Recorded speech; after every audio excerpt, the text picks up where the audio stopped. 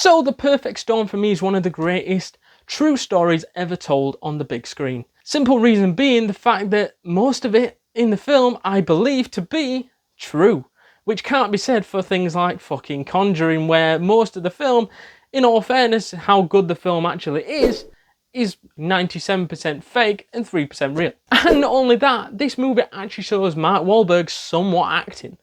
That is pretty impressive. I don't know if you can, but I'm talking to you, baby.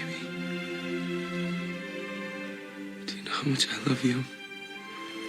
I loved you the moment I saw you. Just saying.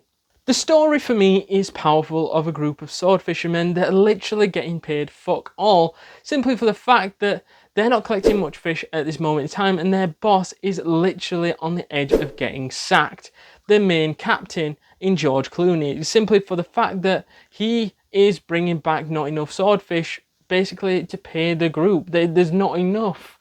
Again, it's getting scarce, but they need to go further, and this is what they end up doing. They go further because they think this is what they need to do, and they're always dreaming for this big gold mine of fish. But they go out fishing, they go to this new area, they go further than they've ever been before, and it seems to be going well. The fish are turning up, there's plenty of swordfish, the fish are in abundance. But now a storm has brewed back home and they have to go through that storm to get home, and there is a big issue because they have a choice to make. They can either stay where they are and let the storm pass by, but that loses all of that good fish that they managed to collect because the ice machine is busted, so they could end up getting the sack. Or do they fight through the storm and potentially get back with their gold mine of fish?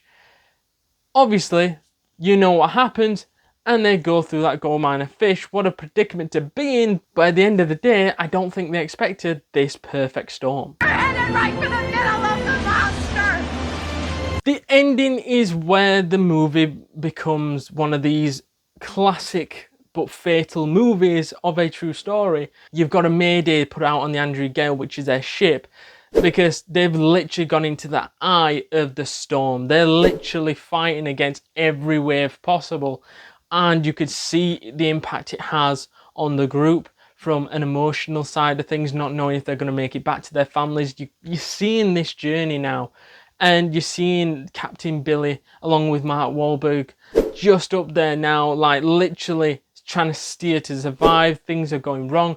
The windshield ends up getting cracked.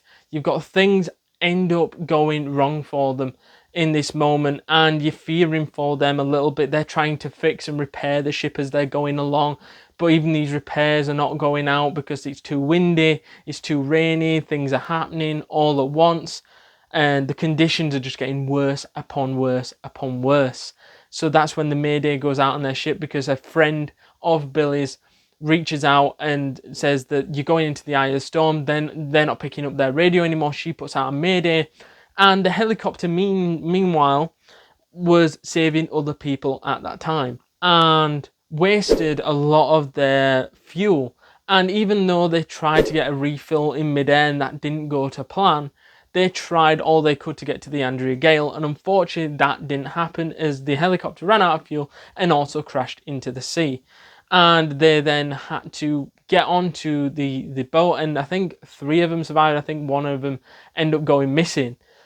But they literally tried all they could. And then you get to the point where the boat literally is tugging and throwing, trying to get through these waves, trying to get home.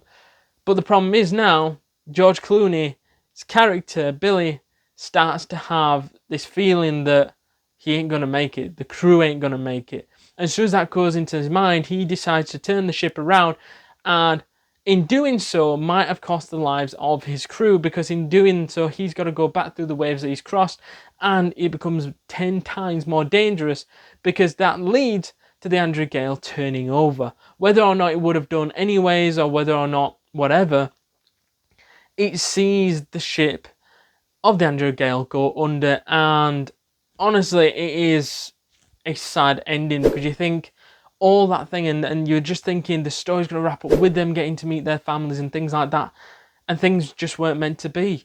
And it's unfortunate because it really shouldn't have happened in that particular fashion.